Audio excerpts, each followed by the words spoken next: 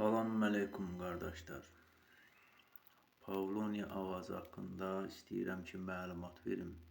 Zaten burada da görsəndiyi kimi Pavlonia ağacının potensialları burada yazılır.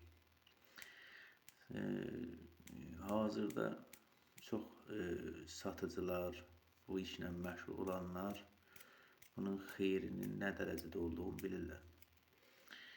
İnsanların çoxu bu ağacdan məlumatsızdır. Bunu əkənlər əlavə biznes yaradırlar və əlavətən də bunun tincinin satışı ilə məşğul olanlar bu ağacdan çox gözəl fayda götürürlər. Məsələ nədən ibarətdir? Məsələ ondan ibarətdir ki,